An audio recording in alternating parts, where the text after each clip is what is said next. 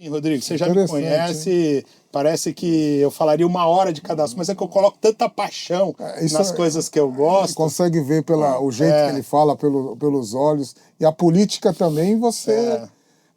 Me conta esse lado de política, desde quando você começou. Bom, eu costumo brincar que eu entendi que eu gostava de fazer política sendo um insatisfeito com as injustiças. Eu costumo brincar que quando eu era muito jovem eu via algumas injustiças que aconteciam no país e eu já me colocava contra, né? Bom, eu fui presidente do diretório acadêmico na universidade, eu tirei quem era presidente do diretório acadêmico no meu primeiro ano de estudante na Justiça. Eu conheci um amigo que tinha uma mãe advogada e eles faziam eleições nas férias, eles promoviam um monte de coisas, cara. Quem que votava? Ninguém. Só que tinha um edital, tinha tudo certinho. Então, esse senso de justiça, desde muito cedo, entrou na cabeça do Leandro. E quando a gente assumiu o diretório acadêmico, a primeira coisa que eu fiz foi equipar com quase 40 computadores. Ninguém tinha uma sala de computação tão grande em todas as universidades do Brasil quanto ao nosso diretório acadêmico. A gente fez o primeiro jornal, a gente começou a chamar, olha só, cara, em 2001, 2002, a gente chamava as empresas para fazer trade marketing e mailing com os estudantes para gerar experimentação dos produtos que elas queriam lançar. Olha que legal, que loucura, né? Depois eu fui presidente da FENEAD, Federação Nacional de Estudantes de Administração, entidade gigante, né?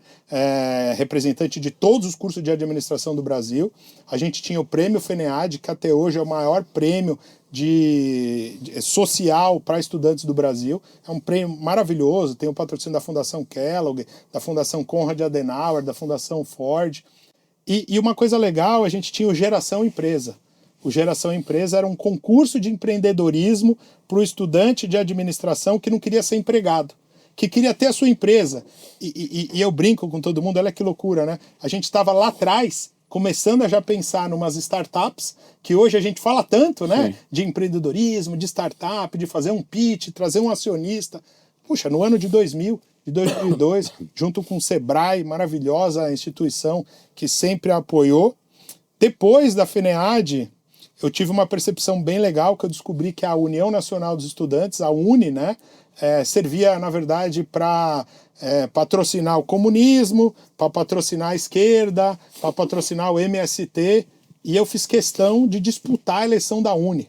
Só que a UNE era um monstro, né, representante de todo mundo, e fui diretor executivo da UNE, eu fiz parte dos 11 diretores executivos numa gestão. Eu brinco que os votos eram sempre 10-1, 10-1, 10-1, era sempre o meu voto sensato e, putz, era moção com relação ao canguru que caiu na Austrália, sabe, umas coisas que não tinha nada a ver com a educação. Eu brincava que eu era assim, militante estudantil, mas estudava. E tinha boas notas, né? Então eu era jovem na época, e os caras 30, 35 anos, que já tinham saído da universidade há muito tempo, pegavam mais uma matéria. E a gente propôs, naquela época, a quebra do monopólio da carteirinha da UNE. Não sei se vocês lembram, sim, mas que foi um boom, né? Que quem assinou foi o ministro Paulo Renato, junto com o vice-presidente Marco Maciel, uma medida provisória. A UNE, na época, acho que de 6 milhões que arrecadava, caiu para 200 mil a arrecadação. E as ameaças foram enormes desde aquela época. Eu tenho muita história na política, eu acho que é engraçado, assim, eu nunca entrei no barco que está ganhando. Eu sempre entro no barco que quer mudança, que está insatisfeito. E uma coisa bacana, Rodrigo, eu sempre brinquei com os meus pais, com a minha esposa, o Leandro poderia ter sido político e candidato com 20 anos. E eu queria. Eu perdi uma grande onda, né? Eu brinco que na época aquele Dr. Enéas me convidou para ser candidato do Prona. Quem teve 6 votos na época entrou pela quantidade de votos. Eu achei ele meio...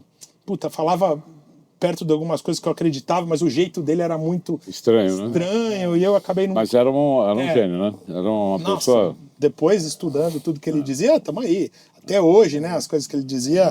Eu poderia ter sido deputado com 24 anos. E não fui. E acredito muito, porque Deus entendeu que não era a hora e o Leandro não estava preparado. Tudo tem seu momento, Leandro. Cara, o Leandro de 20, ele queria poder. Era isso que eu queria. Que criança não quer? Ser jogador de futebol, ter poder, ser político, ser presidente do Brasil. O Leandro de 30, ele queria administrar pessoas, ele queria desenvolver pessoas dentro da área de iniciativa privada. E hoje o Leandro de 40, num momento muito mais estável, muito mais com inteligência emocional apurada, ele quer não só cuidar de pessoas, mas ele quer valorizar pessoas. E experiência então, também. Né? Não, experiência não tem preço, tá? Às vezes eu vejo candidatos de 20, 25 anos que quer ser prefeito, nada contra, a lei permite, mas administrar uma cidade, puxa, não é coisa para qualquer um.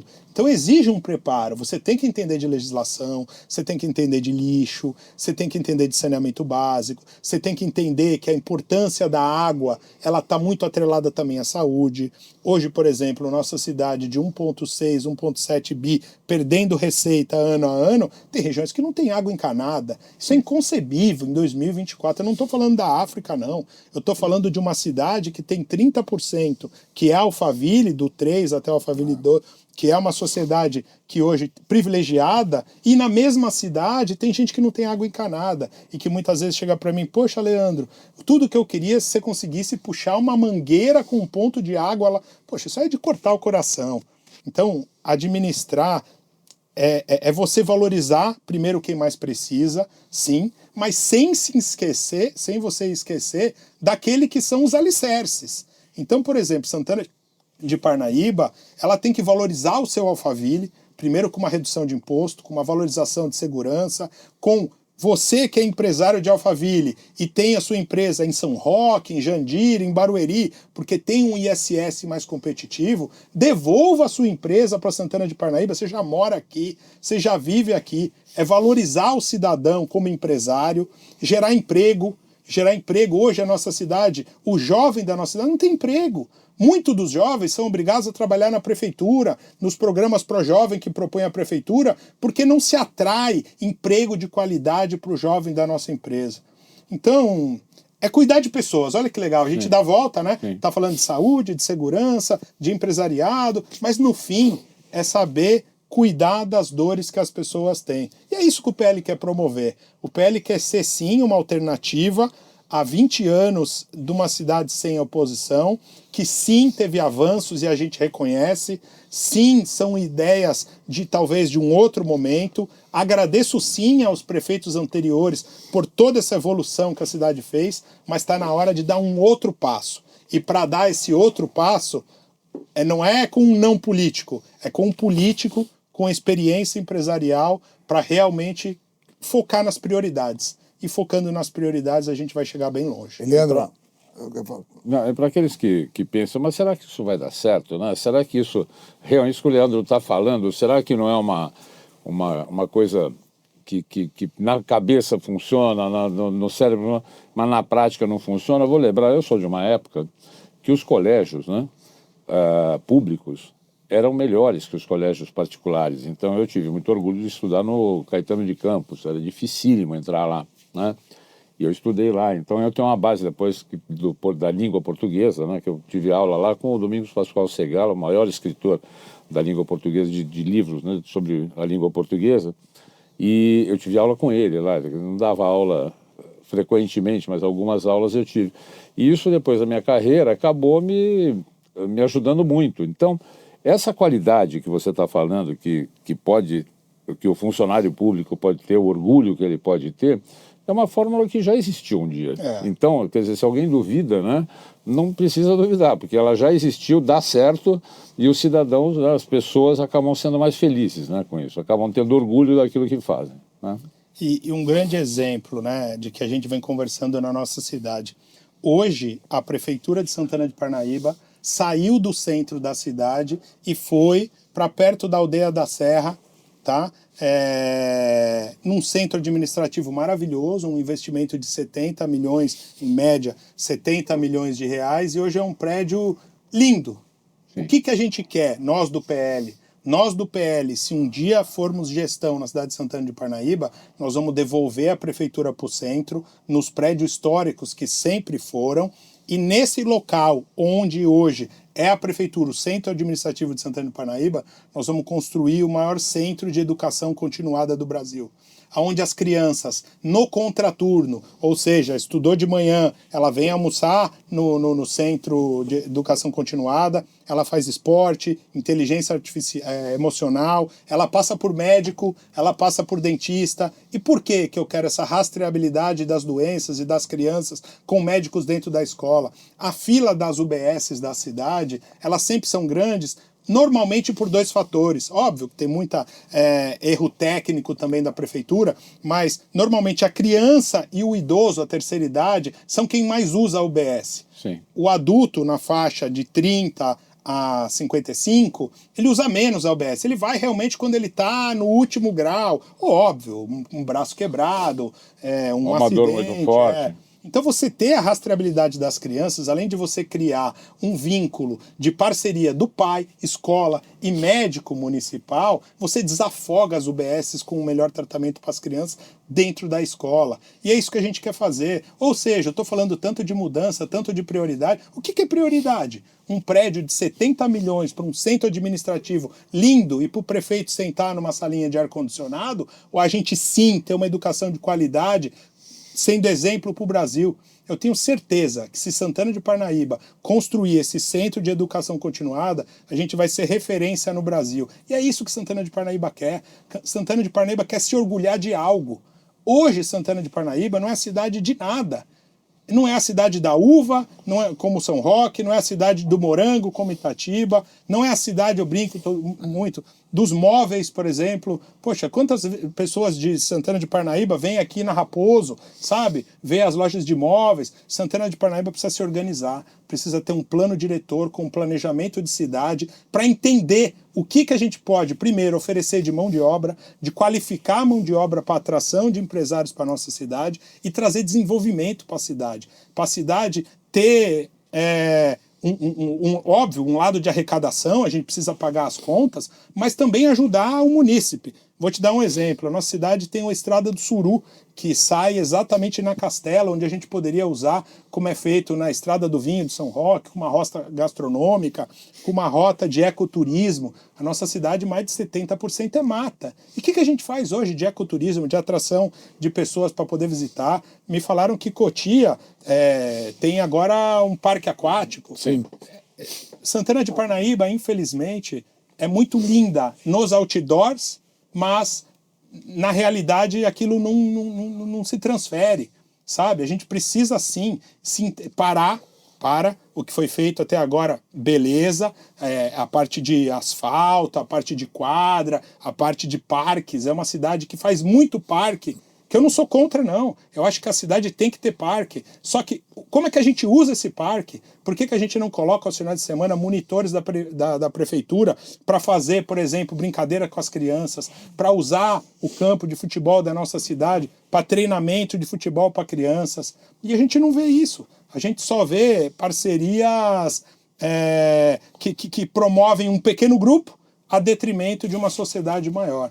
É isso que a gente quer fazer, é devolver Parnaíba aos parnaibanos com um toque de priorização naquilo que a gente precisa mais e com um olhar financeiro de alguém de fora que veio do mercado e que vocês sabem, na iniciativa privada, 1 centavo é competição. Sim, a cada 1 centavo que você corta é coisa que você consegue fazer mais que o seu concorrente. E queira ou não, a gente concorre, pessoal. A gente concorre com Cotia, com São Roque, com Barueri. É tornar a nossa cidade mais atrativa para que as melhores empresas venham para a nossa cidade. É isso que a gente Quanto mais concorrência, mais qualidade você tem. Melhor, menor preço você tem, as pessoas... É uma concorrência sadia, né? Muito melhor sempre, né? A livre concorrência em todos os aspectos. E, Leandro, tá chegando mais um vídeo aqui seu, agora com o presidente nacional do PL, o Valdemar. O fez Valdemar um vídeo aqui. Vídeo legal, vocês viram? Vamos conferir aí. Vamos ver sim. Quero dizer para vocês que o Leandro Monteiro vai ter todo o apoio do PL. Nós vamos trazer, ele é o nosso pré-candidato a prefeito. O Bolsonaro vai participar da campanha dele. A Michele Bolsonaro vai participar da campanha dele. O Eduardo Bolsonaro vai participar da campanha dele. O Leandro Monteiro vai ser o nosso pré-candidato, porque a gente não pode falar candidato hoje por causa da lei, mas é o candidato da direita. é o candidato que vai ter apoio da maioria, porque a direita já provou que o Brasil, com a direita, vai bem, com a esquerda, vai mal. Nós estaremos juntos para valer nessa campanha. Um abraço para todos vocês. Juntos por Santana de Parnaíba. Muito bem. E, Leandro, como que foi estar com o Valdemar? Me conta como foi esse encontro. Olha, eu já estive com o Valdemar algumas vezes, né? Quando a gente estruturou um projeto, e eu costumo brincar sempre, né? Ah, Leandro, o seu projeto, a sua pré-candidatura, não existe a minha pré-candidatura. O nosso projeto é um projeto de um grupo da cidade que entende que a nossa cidade podia ser diferente, né? Então, estar com o Valdemar e com o PL hoje, todo mundo sabe, né? É um dos maiores partidos do Brasil, é o maior partido da Câmara, é o maior partido do Senado, e nós vamos sim brigar para ser também o partido com o maior número de filiados em Santana de Parnaíba. Então, esse encontro foi mais para o presidente nacional nos respaldar, dizer que sim, o PL e a pré-candidatura do Leandro tem o aval não somente do presidente nacional, mas também do Jair Bolsonaro, do Eduardo Bolsonaro, da Michele Bolsonaro, e que a gente vai estar junto nessa luta. Ah, Leandro, vocês vão ganhar? Eu não sei. E eu costumo brincar sempre, né? A gente não tá nessa simplesmente para ganhar. A gente quer colocar uma opção diferente na cidade, com uma proposta de cidade maravilhosa. Então eu brinco com todo mundo que tem se aproximado da gente. Se a gente vai ganhar, eu não sei. Mas uma coisa eu garanto para o munícipe da nossa cidade. O PL vai ter a melhor proposta de cidade em 2024 para a nossa cidade. E é mais um desafio para você, hein? É isso aí. Leandro, você que, pelo que você contou aí, toda sua vida aí sempre pegou desafios, né? E esse não seria diferente. Eu brinco que sempre do lado mais difícil, né? Meu filho tem 11 anos, né? O Pietro. E eu venho de uma família de palmeirense, né? E hoje o Palmeiras ganha tudo, mas, poxa, na minha época o Palmeiras ganhou o primeiro título quando eu tinha 18 anos. Eu tinha 17 para 18 anos, então era muito difícil. O palmeirense é aquele que toma gol de goleiro no último minuto, que vai disputar um negócio e perde naquela última bola. Então, eu brinco que até no futebol, né, que é uma coisa que eu gosto bastante, eu acho que o resumo, Rodrigo, que você está querendo me dizer é: tudo na minha vida foi com muito trabalho e muito suor. Então, por isso que eu valorizo tanto, tá? Eu acho que ter uma pessoa do meu lado, como a Ana Paula, minha esposa, também me inspira a cada dia. São quase 17 anos de quase 20 junto e 17 de casado. É ter um alicerce de uma pessoa, família, mãe, uma cidadã incrível, faz com que minha vida seja menos difícil, podemos chamar assim. Eu acho que e é esse alicerce que eu quero trazer, com mais oportunidades. Num baita desafio, acho que sim, o maior desafio da minha vida, porque eu nunca participei de eleição. Uma coisa é você mostrar que você é bom e disputar uma entrevista e trazer um resultado. Claro. Agora, eleição tem muito mais outros fatores, né? Você não adianta você só ter a melhor. Você tem que realmente mostrar para o maior número de gente. Eu costumo brincar que cada 10 pessoas que a gente mostra, 9 falam, meu, que legal. Só que eu preciso chegar em 50% do eleitorado, né? Então é muita rede social, é muito encontro, é filiando muita gente no PL. É isso que o PL quer. O PL quer ser a mudança em Santana de Parnaíba. Eu vou te falar uma coisa, duas coisas que eu percebi no que você falou. A primeira é que não é uma proposta sua, é uma proposta de um grupo, isso ficou muito claro, né? E eu gosto de coisas assim, que são... Porque ninguém tem sozinho, né? Ninguém faz nada sozinho, né? Não chega a lugar nenhum. E outra que vocês têm realmente um projeto para transformar a vida de uma cidade. Isso são as duas coisas, eu acho que vocês vão ter sucesso e eu espero que tenham. E uma coisa muito importante, tá?